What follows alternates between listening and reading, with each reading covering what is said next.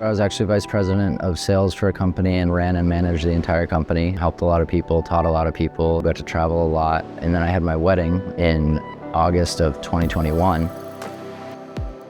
I decided to do a lot of psychedelics. I continued to deteriorate for about 4 months, being manic, having people not understand what was going on with me, not sleeping. I was so manic that I got online and got on Wayfair and spent $45,000 overnight while my wife was sleeping. At that point, I realized I had a pretty serious problem. I couldn't work anymore. The day that I came first to Butler, I actually wrote a $1 billion check and threw it out of the car. Between substance abuse, homelessness, organic mental illness, they all coincide here in our emergency department.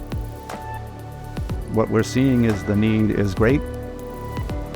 Upwards of 50 people are in hold beds and in emergency rooms in hospitals throughout Rhode Island on a pretty daily basis. And as the only freestanding psych hospital, behavioral health hospital in Rhode Island, we try to take those patients in.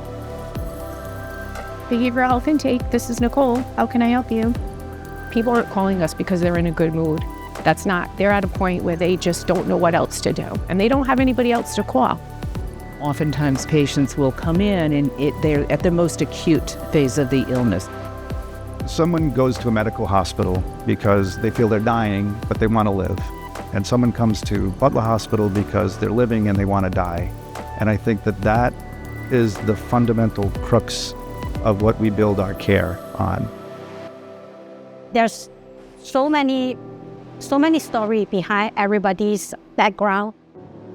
When I was growing up, I was taught, always be happy, don't cry over spilt milk, these types of things. And I never thought depression was real. I thought it was just people that needed to get out of bed and go to work and do their thing. I think people are more willing to open up and get help now. They get to see people get better and walk out the door. Butler represents hope. I was out to dinner with my husband, and this gentleman opened the door, and he stopped dead in his tracks, and he's like, I know you. You work at Butler Hospital. And he said, if it wasn't for Butler, I would never be out to a restaurant with my girlfriend.